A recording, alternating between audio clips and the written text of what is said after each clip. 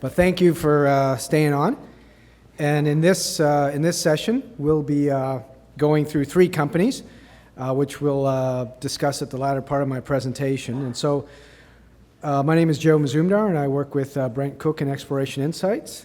And today's talk is just about, with our subscribers, with the run-up in the market and the buoyancy regarding the gold market and stocks, we get asked a lot of questions from subscribers regarding what to buy. And two of the philosophies that get thrown in front of us, one that we follow and one that others follow,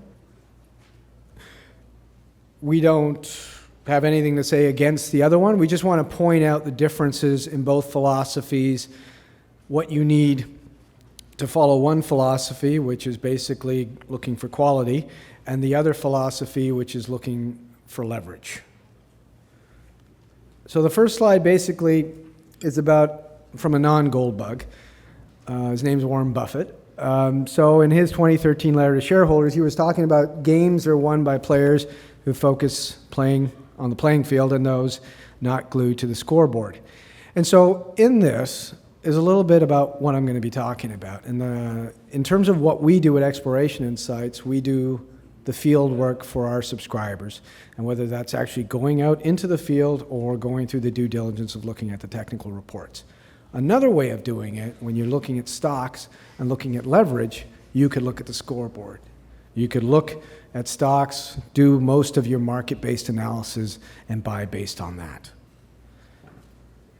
And here's another quote from a person who's probably more of a gold bug. So the issue here, the reason at Exploration Insights we go for quality is because there's not a lot of quality assets out there. And so the supply and demand of quality suggests there's demand for it, but there's not a lot of supply for it. And so we should get premiums on quality. So two conflicting investment theses employed by investors. And so what we try to do at Exploration Insights is try to do this flight to quality. We're looking for assets that would attract an M&A bid. And right now, I am just talking about advanced exploration and development plays. I'm not talking about producers or grassroots. I'm just talking about that sector of our sector. The other philosophy or investment thesis would be buying marginal assets. Some people call them mineral banks. I think that's a new term. That's only been out for the last 6 months or so, but let's use it. And so that'll provide you leverage to the gold price. So the gold price goes up 1%, this other stuff should go up 3 to 4%. That's the philosophy. So in this presentation, I'll just basically run through the differences in the philosophies. So flight to quality, what do we try to do? So we're more about grade than we are about production profile. We don't want it too geologically complex. We want competent management, and the important thing here is the competent management has the relevant experience for that kind of deposit that they're trying to push and look for, and also they've got relevant experience in that terrain, as well as jurisdiction. Not too technically complex. Like when I worked for Newmont and we ran a risk and reward matrix on capital allocation, when we just looked at risk on metallurgy, it was as simple as, do we do it, or are they just testing it in a lab? So that was the spectrum of risk on metallurgy. And all companies look at this. And so infrastructure, yes, it can be important, but if you've got a really high-grade deposit, like let's say a Grasberg that's in a place that's very inaccessible, you'll develop it anyway because the grade will pay for that. So it's not necessary, but it's a nice to have. The other thing is financeable upfront capital. When you're developing these projects, it's nice to see that, but it's not always important because a company might want to develop it totally differently than the way you do. But importantly, to live through all these cycles And importantly, in marginal cost industries like copper and zinc and uranium, you'd like to get assets in the lower quartile. Those kind of assets will survive a bear cycle. And with long-lived assets in copper and that's exactly what you want, and that's exactly what will entice a company to buy the asset. The other thing is that you want the payback, you want the return, you want transparent permitting process. Geopolitically, you'd like a good jurisdiction, but if you really want grade nowadays, you might have to step into some jurisdictions that you might not know very well. But you'd like to have a transparent permitting process. The other important thing is you might have a permit, but if you have no social license to operate, most companies will stay away from you. So what we try to do, and this is the only plug I'll provide, is we try to do these independent, unbiased opinions. So what we're trying to do is apply our decades of international experience, whether it's been in the field, corporately and business development, trading, and market analysis like I've done, or on the buy side that Brent has done as well, or on the sell side that I've done, is apply that to looking for companies, not only for us, but what we tell our subscribers we're doing. So our subscribers and investors that look at what we write, they don't necessarily have to do what we are doing. We're not recommending doing exactly what we're doing. What we're trying to do is just tell you what we're doing. So what are we doing? So, well, I'm going to provide two examples. Okay, Kaminak Gold. I mean, we've talked about this for a while. We did a heap leach study at the end of last year where I did this recoverable grade. And so when you look at a heap leach deposit, you're not only looking at grade, you're looking what kind of grade is recoverable.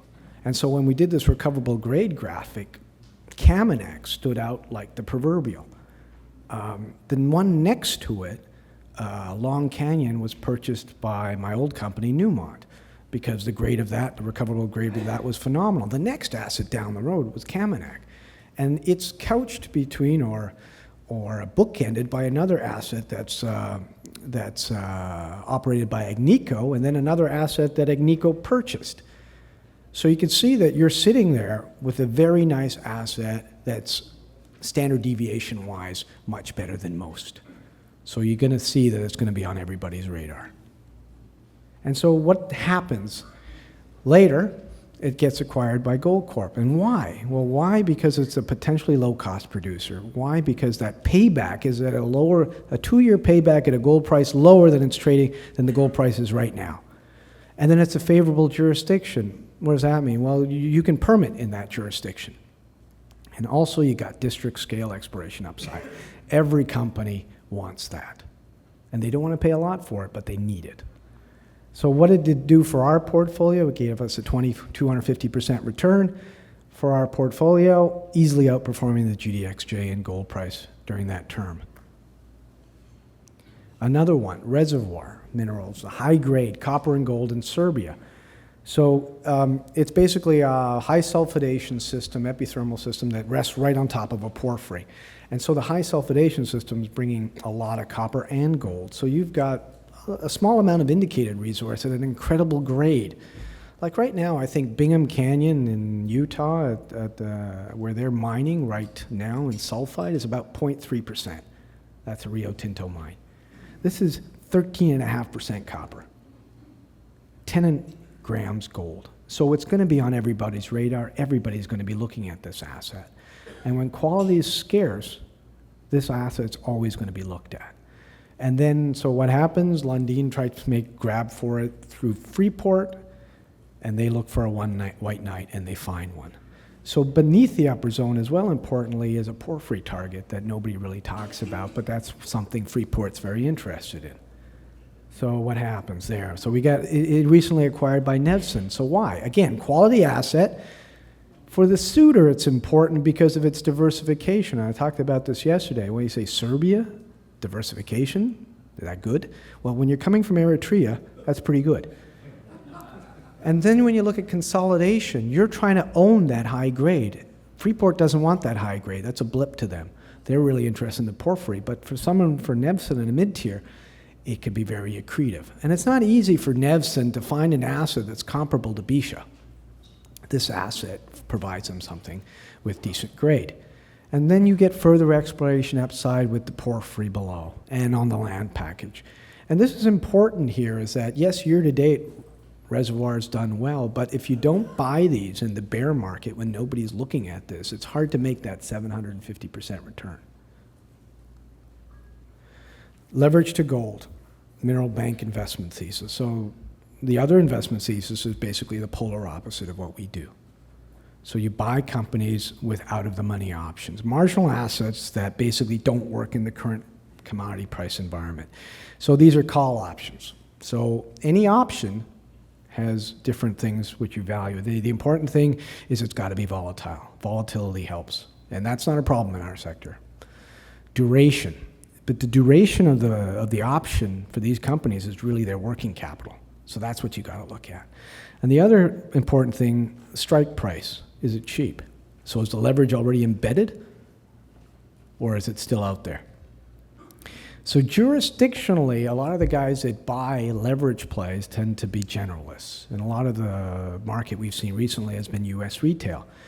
And like I pointed out yesterday, they can be a little bit myopic geopolitically. So if you don't have it in a stable jurisdiction, they might not play. So you might not get that liquidity that you need in the long run. So liquidity is very important, because if you buy a stock that's highly levered, it's like a tree falling in the forest. If nobody cares, it's not going to move. You need liquidity. So you got to watch for that. So if you buy a leverage play, look for liquidity and make sure they got enough money to keep your option alive. So the other thing is, we've looked at 9 companies. So I got a random selection of 9 companies, and I said, okay, I'll look at 9 companies. So what did I do? So here's about 155 million ounces of gold equivalent ounces that grade less than a gram. Okay, there's only 2 projects here that grade over a gram, and both of them are refractory ore, meaning metallurgically not easy to extract.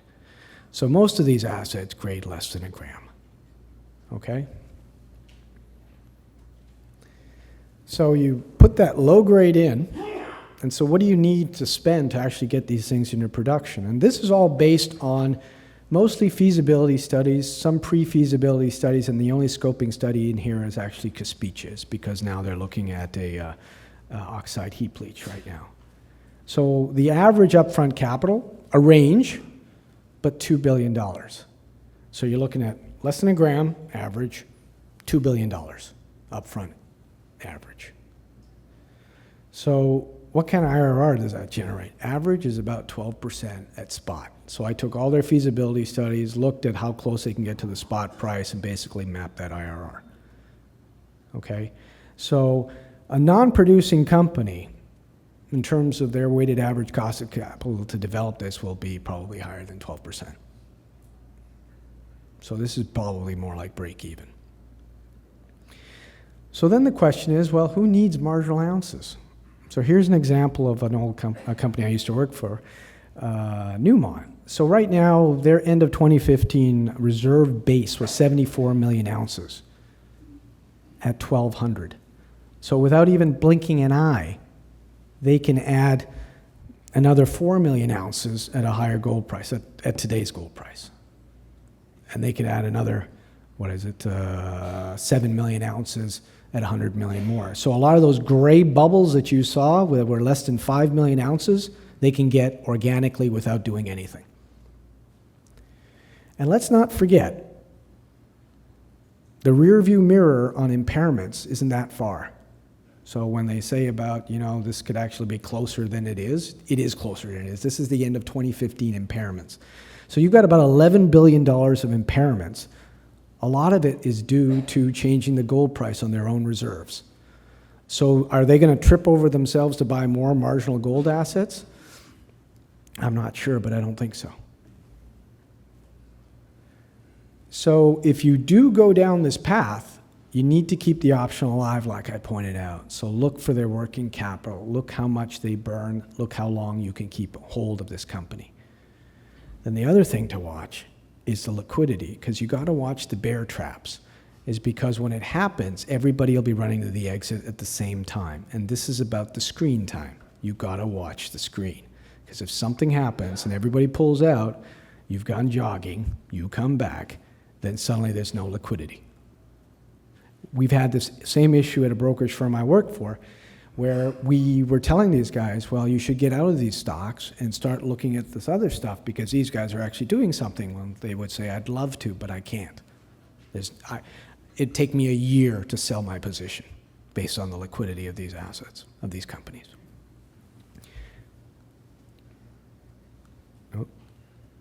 So lastly, so how does this philosophy work? It's not very different. If we look at not even year to date, like when the market really started turning in December, you've got a lot of stocks here that have done very well. And Kamenak, 230, 240% since November 30th, but that's not much different from Victoria Gold. And Victoria Gold wasn't purchased. So you can gain leverage. But the difference is that if I bought Kamenak, now I'm sitting with Goldcorp shares, which are very liquid. I can sell that and redeploy. But any of these other ones, I'm stuck with those shares. Reservoir's return, it's still better than the GDXJ, but copper prices haven't moved. They're actually probably worse. But a quality asset will still generate that kind of return. So conclusions. Basically, there are very few high-quality assets out there, irregardless of the commodity you're looking at. So these kind of assets are more likely to garner an M&A bid, which is exactly what we're looking for with the advanced exploration development plays. The due diligence in winnowing down the quality assets is much more technical than it is market-based. And so you need to lean on that experience and background to basically try to find these quality assets. The vigilance is about looking at the drill hole intersections, looking at the technical reports coming out. That's much more important than looking at the screen.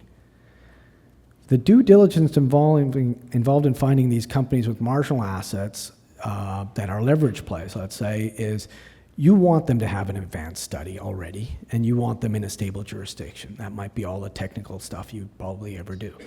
Then what you want to do is make sure they have enough working capital and liquidity, because most of these generalists won't do much more than that. Then the other issue is that in a volatile market, leverage cuts both ways. So what you're exposed to without buying a quality asset is the fact that you've got more downside risk than a quality asset. Those things will hold their value. The others won't. Okay? Well, that's it for me.